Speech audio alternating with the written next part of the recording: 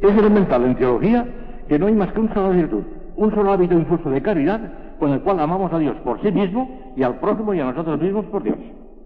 Todos los actos procedentes de la caridad, cualquiera que sea el término donde recaigan, se especifican por un mismo objeto o motivo formal, a saber, la bondad infinita de Dios en sí misma considerada. ¿Amamos al prójimo por Dios o no es caridad? ¿Nos amamos a nosotros por Dios o no es caridad? Y amar a Dios directamente ya se ve que es caridad. Ya sea que amemos directamente a Dios en sí mismo, ya que amemos directamente al prójimo o a nosotros mismos, si se trata de verdadero amor de caridad, siempre el motivo formal es el mismo, la infinita bondad de Dios. Amamos por Dios y solo por Dios. No se puede dar verdadera caridad hacia el prójimo o hacia nosotros mismos si no procede del motivo sobrenatural del amor a Dios. Y es preciso distinguir bien este acto formal de caridad de cualquier inclinación hacia el servicio del prójimo nacida de una compasión puramente humana o de cualquier otra forma de amor producida por algún motivo puramente natural. Motivo puramente natural que puede no ser pecaminoso. El amor natural puede ser también honesto. El amor de una madre a su hijo, aunque no tenga para nada en cuenta a Dios, pero es un amor natural y un amor bueno, es una cosa honesta. Pero como es una cosa humana que está en el cuarto plano, no tiene valor ninguno en el orden sobrenatural, no está en el sexto plano. Cuidado, que podemos amarnos mucho los unos a los otros por simpatías, porque resulta simpático, porque resulta agradable, porque ya está, y estamos en el cuarto plano, calderilla. Siendo esto así, es evidente que el crecimiento del hábito infuso de la caridad determinará una mayor capacidad con relación a su doble acto. No se puede aumentar en el alma la capacidad de amar a Dios sin que se aumente correlativamente y en el mismo grado la capacidad de amar al prójimo, claro, porque es una virtud en especial. Esta verdad constituye el argumento central de la sublime epístola primera del apóstol San Juan, donde se pone de manifiesto la íntima conexión e inseparabilidad de ambos amores. ¿Cómo dices tú que amas a Dios si no amas al prójimo? ¿Cómo puedes amar a Dios a quien no ves si no amas al prójimo a quien ves? Mentira si dices que amas a Dios si no amas al prójimo.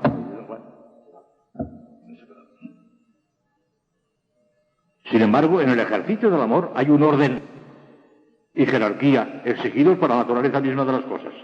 En virtud de ese orden, la perfección de la caridad consiste primariamente en el amor a Dios, infinitamente amable por sí mismo. Y secundariamente, en el amor del prójimo y de nosotros mismos por Dios. Y aún entre nosotros mismos y el prójimo hay que establecer un orden que se toma de la mayor o menor relación con Dios de los bienes de que se participa.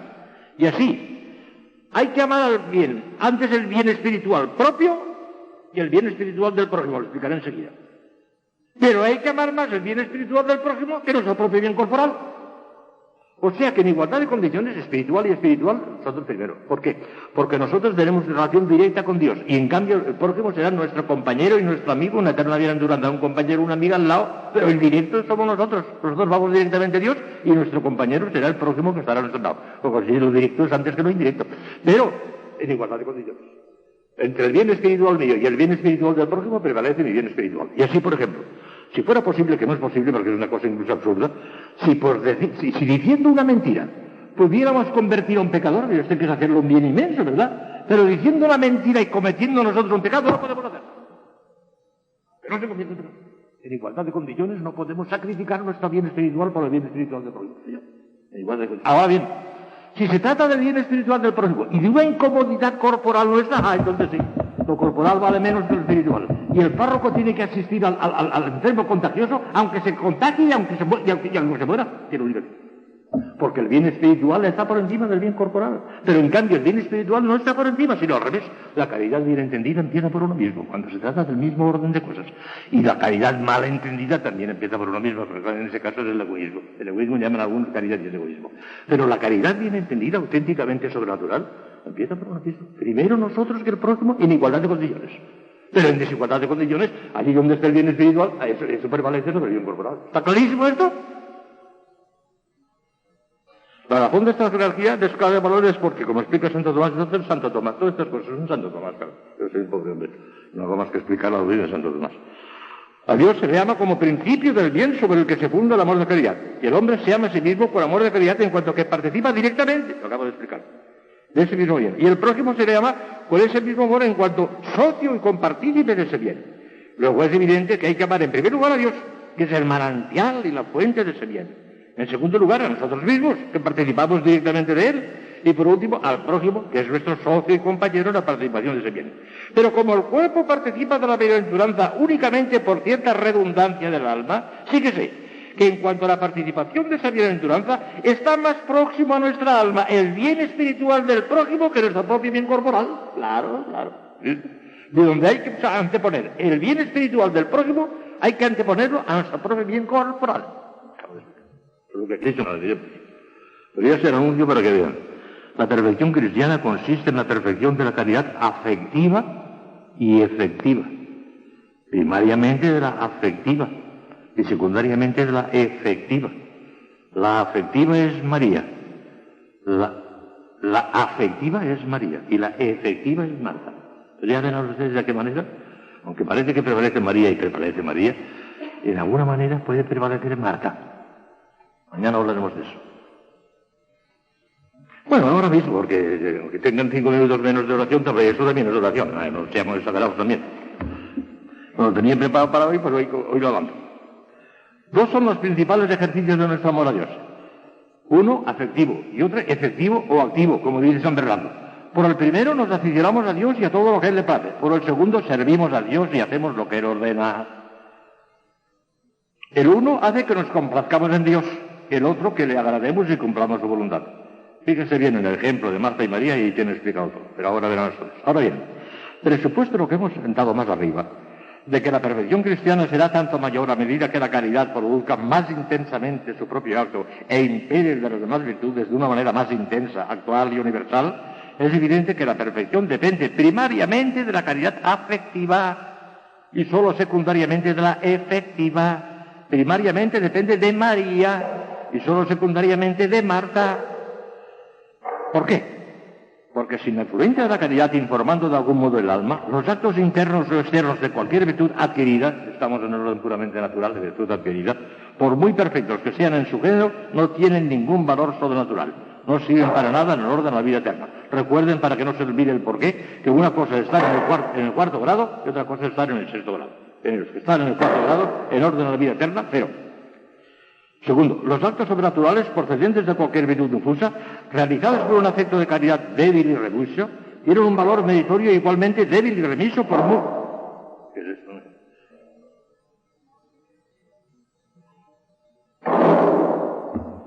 ¿Estarán protestando porque estarán protestando quizá? No. Eso en la calle, sí. No, en la calle me refería. No olvidemos que, como enseña Santo Tomás, la mayor o menor dificultad de un acto no añade nada por sí mismo al valor meritorio y esencial del mismo. Mucha gente cree que porque una cosa cueste más, sea más dura, es más meritoria. Será más meritoria si has puesto más amor, si no, no. Todo depende del amor, del grado del amor, y se acabó. El sacrificio en cuanto tal nos santifica. La cruz en cuanto tal nos santifica. Cristo no nos redimió en la cruz por la cruz. Yo por el amor. Porque el Eterno Padre vio que lo hacía con un amor infinito y aceptó aquello, dejando de pensar en el espantoso crimen que se estaba cometiendo, asesinando. Eso no lo tuvo en cuenta. No lo tuvo en cuenta más que el amor. De manera que lo que santifica es el amor, no el sacrificio. Una cosa no es mejor porque cueste más. No. Sino porque hemos puesto más amor. No porque cueste más. El sacrificio en cuanto tal no santifica. Pero el sacrificio es absolutamente necesario. Miren ustedes. Yo estaba en Puerto Rico y un día yendo a Otuado, desde Arecibo, donde estaba dando los ejercicios a los esclavitos, que son un encanto aquellos muchachos. Pues me llevaron a Otuado y conducía uno de los esclavitos, un santazo. Para Aníbal es un santo. Me conducía él y yo a su lado. Y me puso una cassette de Padre Aníbal, del fundador de los esclavos, que era un santazo, ese sí que era un santo, Padre Aníbal. Y me llamó la atención lo que estaba diciendo el Padre Aníbal, porque era una cassette de una conferencia del Padre Aníbal, ¿verdad? Y me llamó la atención que dijo: tanto tendremos de santo cuanto nos crucifiquemos con Cristo. Lo demás son palabras. Tanto tendremos de santos cuanto nos crucifiquemos con Cristo. Lo demás son palabras. La caridad efectiva, Dios mío te quiero, Dios mío te amo, eso es hermosísimo. Pero si no pasa de ahí, ay, qué sospechoso se hace, Obras son amores y no buenas razones. En eso se nota. En la caridad efectiva. La caridad afectiva, los actos de amor de Dios son más importantes que los efectivos. Es más importante estar a los pies de nuestro Señor como María que andar con la cocina como Marta. Pero si Marta pone más amor de Dios en la cocina, está por encima de María. Porque lo que pasa es lo que vale es el acto de amor de Dios. Lo que ocurre es que, claro, cuando nos dedicamos a la caridad afectiva parece que estamos menos distraídos y que hacemos las cosas con más intensidad. Pero si las hiciéramos en la caridad efectiva más que en la afectiva, valdría más alto. Esto es lo esencial de lo que iba a decir esta tarde. Hoy ha querido ser un poquito más largo, pero esto es lo esencial, ¿eh? María, estupendo. Pero si Marta pone más amor, Marta estará por encima de María. Porque lo único que vale es el amor. Se lo he dicho 30 veces y lo diré otras 30. Lo único que vale es el amor. Allí nos digo gracias al único de Deus, por no existencia de Dios, que vive y reina en secula seculorum. Amén. Tu refletua ancora fidelium, et tui amoris in eis in macente, emite spiritum tuum et creabundur.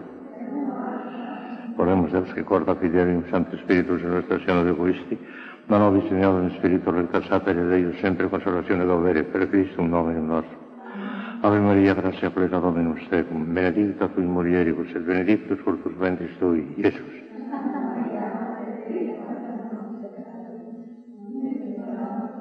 Gloria Patri et Filio et Spiritus Sancto. Reina del Santísimo Rosario, San José, Santo Padre Domingo, Santa Teresa de Jesús.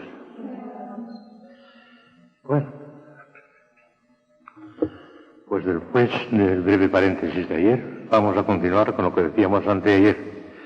Y recordarán que la última conclusión que les comenté decía así: la perfección cristiana consiste en la perfección de la caridad afectiva y efectiva, pero primariamente de la afectiva y secundariamente de la efectiva. Eso ya estuvo explicado, pero tengan en cuenta con un pequeño parrafito el resumen de todo lo que les dije en torno a esta conclusión. Lo mejor es la caridad afectiva, el acto mismo de amor de Dios es la caridad afectiva. Sin embargo, subjetivamente, la perfección del amor divino se manifiesta mejor en el ejercicio de la caridad efectiva, o sea, en la práctica por amor de Dios de las virtudes cristianas. Sobre todo si hay que superar para ello grandes dificultades, tentaciones o trabajos. El amor afectivo, aunque más excelente de suyo, se presta a grandes ilusiones y falsificaciones. Es muy fácil decirle a Dios que le amamos con todas nuestras fuerzas, que deseamos ser mártires, etcétera, etcétera, sin perjuicio de faltar inmediatamente al silencio, que cuesta bastante menos, sin perjuicio tampoco de mantener con una terquedad ribeteada de amor propio un punto de vista incompatible con aquella plenitud del amor tan rotundamente formulada.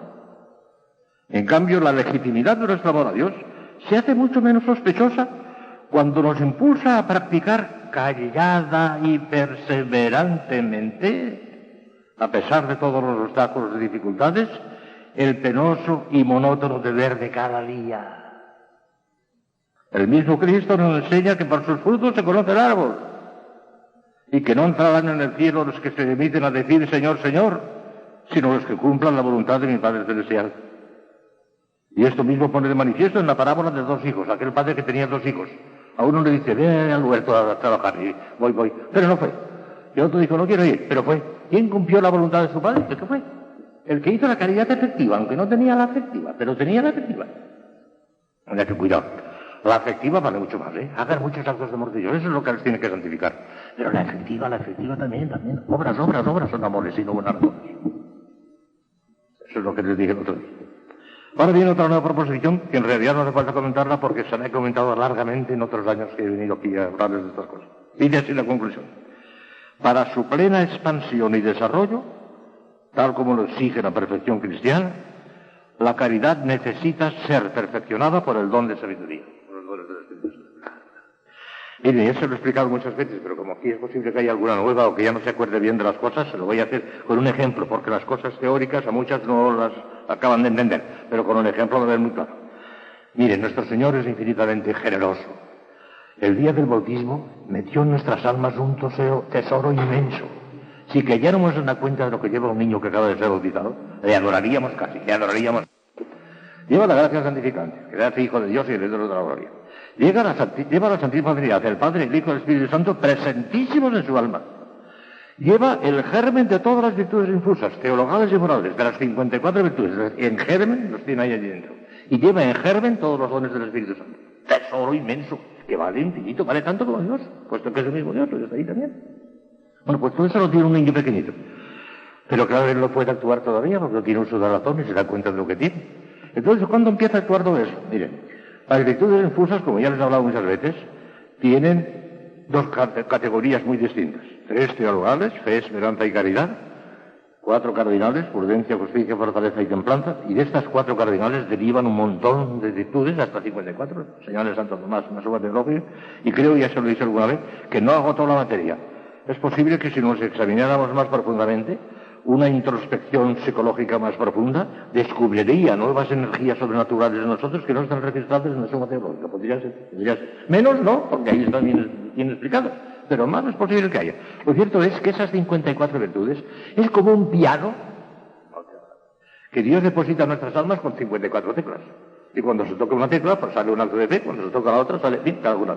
Pero ese piano lo pone a nuestra disposición. Lo podemos tocar nosotros, con ayuda siempre de una gracia ordinaria. Sin el empuje de una gracia ordinaria. La gracia ordinaria, la gracia actual ordinaria es como el aire para respirar. Sin el aire para respirar no se puede respirar. Pero ese aire para respirar, esa gracia actual para que nosotros podamos tocar alguna tecla de esas 54, la tenemos siempre a nuestra disposición como el aire para respirar. Esa no se nos niega nunca, siempre. La gracia necesaria para tocar una tecla de esas que tenemos ya dentro del alma, la tenemos siempre como el aire para respirar. Bien. Pero claro, el Señor nos manda una gracia actual. Nos manda el oxígeno para que nosotros toquemos esa tecla. Y la tocamos. Pero claro, como la tocamos nosotros. Y como somos muy malos pianistas, muy mal. Sale siempre mezclado con cosas humanas. Sí, voy a practicar esta virtud, pero hasta cierto punto, con tal que no me obliguen demasiado, con tal que no me cueste mucho, con tal que. Ya con dificultades humanas. Metemos dificultades humanas. Una cosa del todo limpia, del todo pura, totalmente por Dios, sin buscarnos a nosotros mismos. Si cuando menos nos damos cuenta, como decía muy bien un papelito que leí el otro día, el subconsciente se nos mete el amor propio y nos la juega, claro que nos la juega, casi muchas veces sin darnos cuenta. Nos parece que estamos actuando por Dios y estamos actuando por egoísmo, estamos actuando por nuestro amor propio, que se nos ha metido el amor propio en el subconsciente y nos la juega, ya muy bien dicho. Entonces, ¿qué? Y desde entonces Dios tenía previsto esto. Y como sabe que nunca acabaremos de ser de todo buenos pianistas, va y nos metió en el alma, como ya les he dicho antes, otra cosa que se llama un arpa con 7 cuerdas. Un arpa con 7 cuerdas, que son los 7 dones del Espíritu Santo. Pero con esta particularidad, que esa arpa no nos la pone en nuestras manos para que la toquemos nosotros, porque saldría mal también. Si la tocáramos nosotros, no adelantaríamos nada, tendríamos el mismo caso que antes. Pero resulta que esa arpa no nos la da para que la toquemos nosotros, sino para que la toque el Espíritu Santo. Los dones del Espíritu Santo los maneja única y exclusivamente el Espíritu Santo. Y como el artista que lo maneja es divino y es un artista maravilloso, un arpista fenomenal del Espíritu Santo, y el arpa es maravilloso también, sale una melodía fantástica que son los dones heroicos de los santos. Los actos heroicos de los santos proceden de los dones del Espíritu Santo. Porque es el Espíritu Santo el que pulsa el arpa y porque el arpa misma es de una perfección sublime. Claro, sale maravilloso. Los actos heroicos de los santos, que los hacen con la mayor naturalidad, sin apretar los puños, sin ponerse nerviosos, con la mayor naturalidad, hacen actos heroicos, es que proceden de los dones del Espíritu Santo. Claro que esto un teólogo quisquilloso me diría, sí, de alguna manera está bien, porque así lo entenderán mejor las monjas, ¿verdad, Feo? No es de todo exacto, porque efectivamente los dones del Espíritu Santo actúan, el Espíritu Santo es el que lo actúa, pero actúa moviendo él no solamente a la cuerda del don, sino a la cuerda de la virtud. Recaen sobre las virtudes. Las virtudes son las que necesitan el impulso del Espíritu Santo mediante los dones. Porque no crean ustedes que ese acto de los dones brotan en el aire por sí solos sin tener contacto con las virtudes, no. Lo que hacen los dones es perfeccionar las virtudes elevándolas al don humano, al modo humano del Espíritu Santo. Pero recaen sobre las virtudes. Y aquí está el por qué las virtudes necesitan eso, claro. Si los dones del Espíritu Santo actuasen de una manera aislada, independiente de las virtudes, no las perfeccionarían en nada. Pero es que no actúan así. Actúan perfeccionando las virtudes. El Espíritu Santo perfeccionando las virtudes a través de los dones. Y en este sentido, las virtudes que más necesitan los dones son las más perfectas. Precisamente las teologales, porque son tan perfectas, no funcionan bien cuando las manejamos nosotros. Son demasiado perfectas.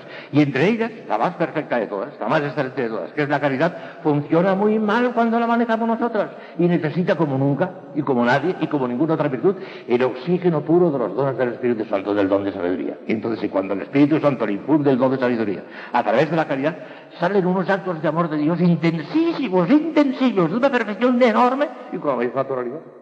Ya no se buscan a sí mismos. El instinto puramente humano, el egoísmo, ha muerto. Ya no tiene nada que hacer ahí. Ya es todo divino, todo eso de natural, todo es santísimo. Para que vean cómo los dones del Espíritu Santo son absolutamente necesarios para que las virtudes en perfección. Porque de lo contrario, quedarían al modo humano, al piano tocado por nosotros, y sí, aún tocado por nosotros, tienen su mérito, que lo acabe. Las virtudes, aún al modo humano, tienen su mérito. Lo tocamos nosotros, pero como tocamos bajo la influencia de una gracia actual, tienen su mérito. Pero muchísimo menos mérito del que podrían tener cuando vengan los dones del Espíritu Santo, que les dan la modalidad de vida y las llevan a una perfección enorme. Parece que me he explicado con claridad, la cosa clara. A la necesidad de los dones del Espíritu Santo. Y precisamente la virtud que más necesita del don de sabiduría, que es la que influye sobre la virtud de la caridad, que es el don de sabiduría, es precisamente la caridad. Para que salgan esos actos de amor de Dios perfectísimos, que no huelen para nada ya al propio yo, que el egoísmo ha desaparecido definitivamente, que ha muerto ya el yo de una manera total. Eso no es posible con la caridad a solas, sino con la caridad más el don de sabiduría en donde sí. Y claro, fíjense en una cosa, que les hablaré largamente. Hoy no hacemos que insinuarlo, ya les hablaré más largamente otras veces.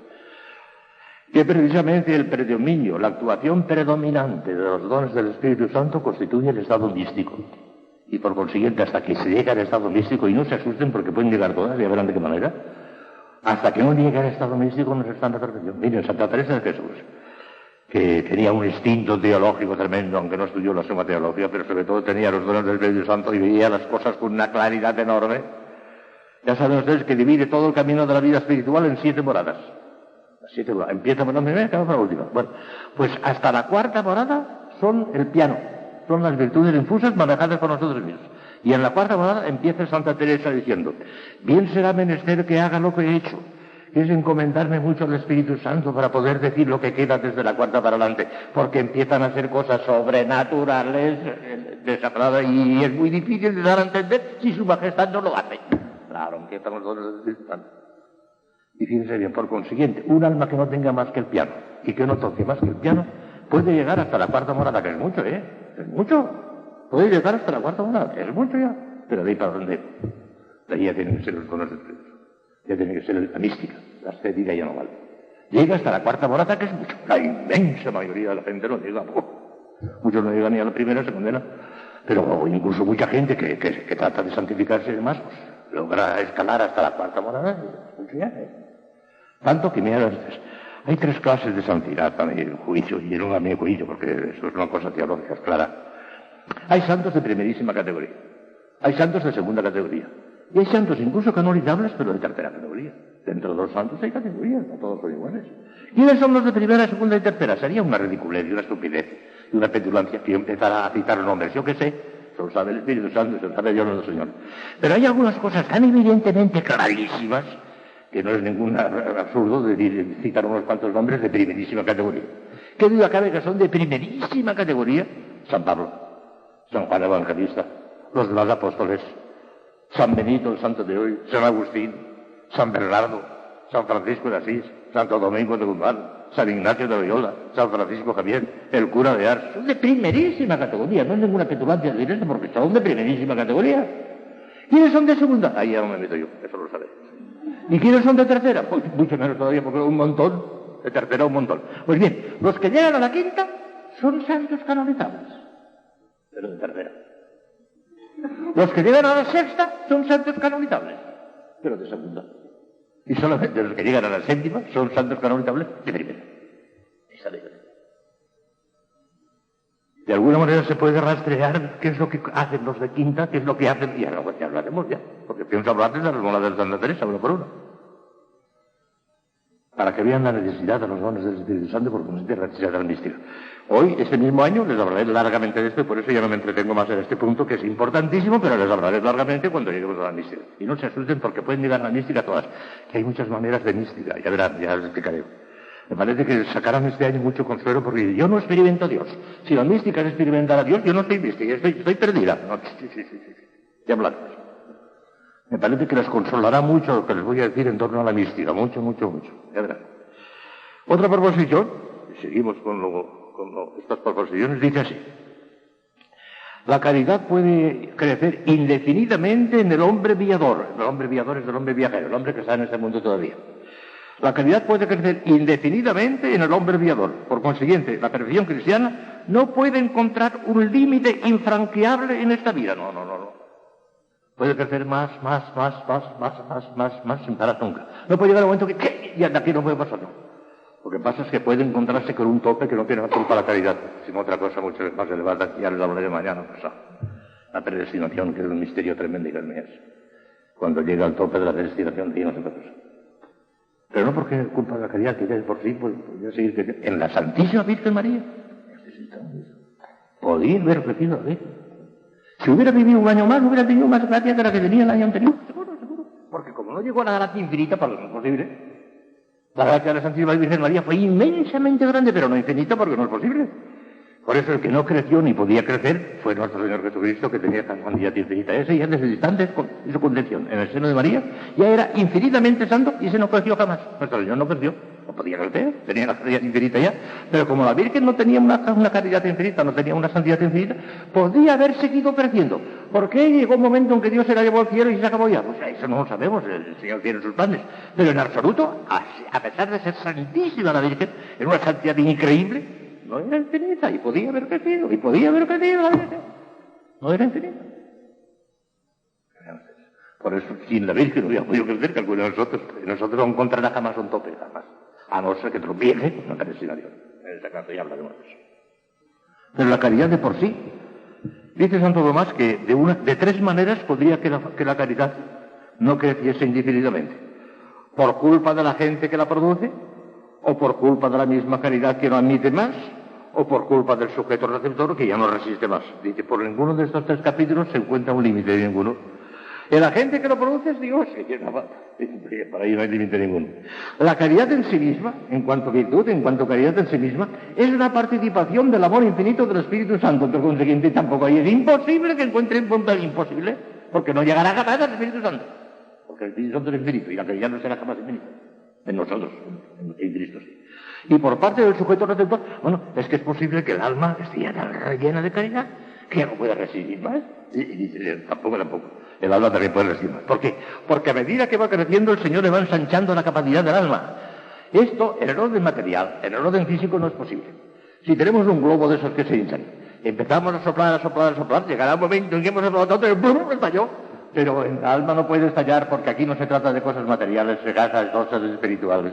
Y a medida que el alma va creciendo en caridad, el Espíritu Santo le va ensanchando la potencia, la capacidad de su alma, y hacen unos actos de caridad intensísimos sin que estalle, jamás el alma no estalla. Porque no puede. Por consiguiente, por ninguno de los tres capítulos se encuentra un tope, a no ser que, ya digo, tropecemos con el tope del siglo, que ya hablaremos de eso.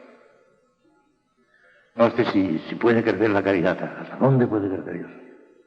Es una participación del amor del Espíritu Santo. Caritas Dei diffusa es in cordibus nostris per Spiritum Sanctum miracles nobis. San Pablo es fenomenal, es el Espíritu Santo, claro, por eso. Ahí está toda la teología, en este versículo. La caridad se ha difundido en nuestros corazones por el Espíritu Santo que está en nuestra alma. Toda la teología arranca de San Pablo, de la Sagrada Escritura, pero en un 90% de San Pablo. Adiós. De manera que la caridad puede crecer indefinidamente en el hombre viador. Por consiguiente, la perfección cristiana no puede encontrar un límite infranqueable en esta vida. No puede encontrar un límite infranqueable. Más. Adelante. Ojalá tropezáramos con nuestra predestinación, porque en este caso Dios ya no quiere más, y nosotros no debemos aspirar a más, ni debemos aspirar a más que a llegar al límite máximo de nuestra predestinación según la voluntad antecedente. Ahí tiene esa frase extraña que se lo explica muy claro. Hay que aspirar a llegar a nuestra predestinación según la voluntad antecedente, no según la voluntad consiguiente, que de esa tenemos nosotros la culpa. Dios hubiera querido llevarnos hasta arriba, pero tú no has llegado. Pues para que le dejemos que no se cumpla esa voluntad consiguiente, sino la antecedente. Pero no debemos aspirar a más, Señor, no quiero glorificarte más que lo que tú quieres que te glorifique, nada más. Y el que diga otra cosa no sabe lo que dice. Ya está. Porque por encima de la gloria de Dios está la voluntad de Dios. Eso lo explico otro año esto. Por encima de la gloria de Dios está la voluntad de Dios. Eso lo expliqué el por qué. Porque la gloria de Dios no es más que el resplandor exterior de Dios. El resplandor exterior de Dios es la gloria de Dios. Y la voluntad de Dios está de tal manera identificada con Él que es el mismo, porque no son dos sino uno. Todos los atributos de Dios y todas sus potencias, todo en absoluto está formando una sola cosa. La voluntad de Dios es el mismo Dios. La gloria de Dios no es Dios. La voluntad sí, por consiguiente la voluntad está por encima de la gloria. Y si Dios con su voluntad quiere que lleguemos a la cuarta morada, no debemos querer llegar a la quinta. No, señor, sería contra la voluntad de Dios. Si no me he explicado, yo no sé explicar nada. ¿Han oído? Para que vean qué insensato es aquella. Yo quisiera ser tan santa como la Virgen. ¿Sabe lo que dice? Una burrada. No saben lo que dice. Que seas santa como Dios quiere que seas, hasta el colmo de lo que Él quiere, que es la voluntad antecedente, y eso te basta. Y eso es lo que quiere Dios de ti, no quiere más.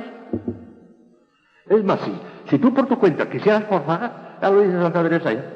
Lo dice, cuidado, humildad. Si alguna se empeña en entrar en la quinta morada, cuando no más que en la tercera, puede ser que el Señor le castigue y no le deje entrar ni en la cuarta. Lo dice Santa Teresa. Claro. La voluntad de Dios está por encima de la gloria de Dios. Por encima de la voluntad de Dios no podemos hacer absolutamente. Hágase tu voluntad en la tierra como en el cielo. Padre nuestro, Padre nuestro es la oración de las oraciones.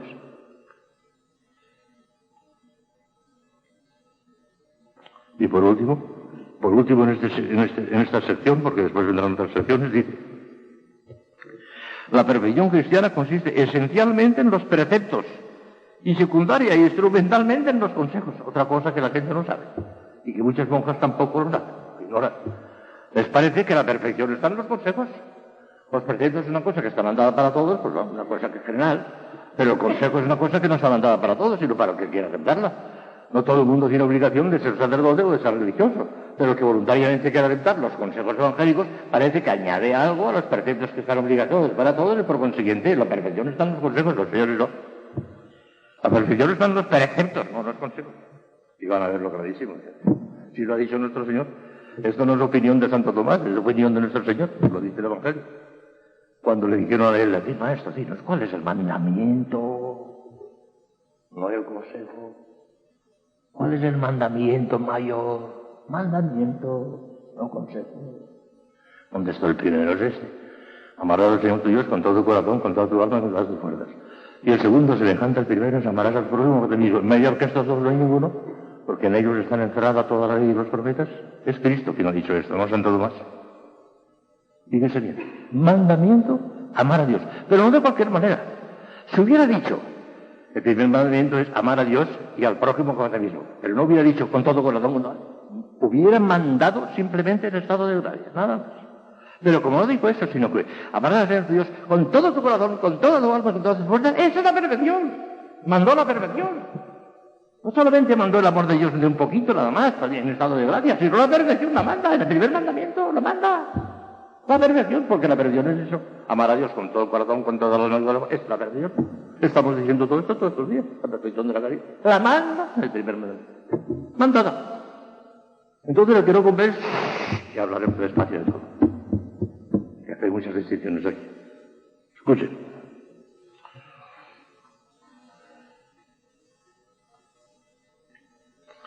Santo Tomás dedica un hermoso artículo a esta cuestión, y para demostrarla, que consiste en los preceptos y solo instrumentalmente en los consejos, invocan en el argumento la autoridad de la Sagrada Escritura. Claro, lo dice Dios, no hay más que hablar. En el Deuteronomio, fíjense bien, en el Antiguo Testamento, en el Deuteronomio se nos dice: amarás a Yahvé tu Dios con todo tu corazón, con toda tu alma y con todo tu poder. Y en el Levítico, Antiguo Testamento también, amarás a tu prójimo como a ti mismo. De estos dos preceptos, dijeron los señores del Evangelio, depende toda la ley y los profetas. ¿Está en la Sagrada Escritura? Lo ha dicho Dios. Ya en el Antiguo Testamento. Cristo dijo: de ahí depende todo. Luego, la perfección de la caridad, en la que consiste la perfección cristiana, se nos manda bajo precepto. En el cuerpo del artículo insiste en el mismo argumento en orden a la caridad. Sabemos ya que la perfección cristiana consiste per se y esencialmente en la perfección de la caridad, principalmente en el amor de Dios y secundariamente en el amor del prójimo. Por tanto, el amor de Dios como el del prójimo constituyen precisamente el primero y el mayor de todos los mandamientos. Luego, la perfección cristiana consiste esencialmente en los preceptos, no en los consejos. Los consejos son los que no son necesarios, son los que son consejos, son los que se pueden aceptar o pueden no aceptarse. No todo el mundo tiene la obligación de hacerse sacerdote o de hacerse religioso, y pueden llegar en plan seglar a la cumbre de perfección, a la séptima morada, sin necesidad de practicar por oficio, por obligación, los tres consejos evangélicos de pobreza, castidad y obediencia. De suyo hay santos canonizados que estaban casados, los patronos de Madrid, San Isidro y Santa María de la Cabeza, casados y santos canonizados. ¿Verdad? Que los consejos es algo que contribuye a sostener mejor la caridad, a que la caridad encuentre menos obstáculos, menos dificultades, porque con la pobreza rechazamos todo lo que puede obstaculizarnos en cuanto a las cosas exteriores, con la castidad todo lo que puede obstaculizarnos con la tendencia malsana del cuerpo, y con la obediencia, ese grito de la voluntad que cada uno quiere hacer lo que le da la gana, lo machaca la virtud de la obediencia, o sea que contribuye a que la caridad se desarrolle con mayor comodidad, con mayor tranquilidad, pero nada más, o sea que son auxiliares, son siervos de la caridad todos los consejos. Y en ese sentido, instrumentalmente forman parte de la perfección, pero como siervos, como instrumentalmente, nada más que como instrumentalmente. No como algo esencial. Claro que hay una cosa importantísima que se la diré a ustedes seguramente mañana, porque faltan 4 minutos y no quiero pasar, no quiero quitarles nada de la oración, que es más importante que mi palabra. Hay que tener en cuenta una cosa muy importante. Entonces, el que no cumple el primer mandamiento, con toda el alma, con todas las fuerzas, está pecando. Hay que hacer una distinción muy grande, seglar, religioso, sacerdote, hay que hacer una distinción muy grande. Todos pecan, todos, pero en distinta forma, ya verán. Fíjense bien, es importante lo que mañana les comentaré un poco más despacio. Nadie tiene obligación de ser sacerdote o de ser religioso. Son consejos. Está muy bien. Si uno siente la llamada y el instinto de Dios, no solamente hace bien, sino que haría muy mal de no corresponder a esa llamada. Hay aquel que rechace la vocación cuando Dios le llama de verdad. Para eso tiene el noviciado y para eso tiene el seminario, para ver si efectivamente es llamado por Dios o no es llamado por Dios. Pero desde el momento que él voluntariamente ya acepta el sacerdocio o voluntariamente acepta la vida religiosa, esos consejos para él se le convierten en preceptos. Para él ya no son consejos, porque ha aceptado la obligación de practicar la pobreza, la obediencia, la castidad. Lo ha aceptado voluntariamente. No tenía obligación de hacerlo. En la forma en que lo hacemos en plan de voto, no tenía obligación, pues no. Pero desde el momento en que ha querido aceptarlo voluntariamente, para él ya no hay consejos. Preceptos que vienen, preceptos secundarios, diríamos ahora, que vienen a fortalecer el precepto fundamental, que es el del amor de Dios con todo el corazón, con todo el corazón. Esto tiene una resonancia práctica tremenda, ya verán ustedes. Cuidado, es muy importante esto. Como ven, estoy diciendo las cosas muy serias, muy bonitas, muy importantes, y me parece a mí que claras, que sencillas. Son claras y sencillas, y que tienen repercusiones prácticas enormes, enormes sobre nuestra vida cristiana. Mañana continuaremos ellos, que por la mañana, en la misa les comenzaré.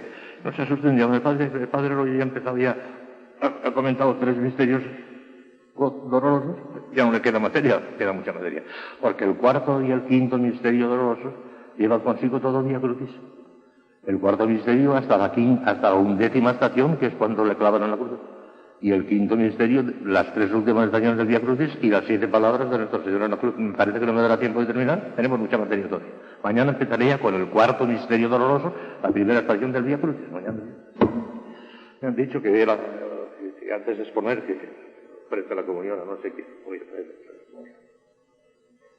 Hacemos gracias a omnipotens Deus, por universos benedictus, que vivis el reino de seculum seculorum.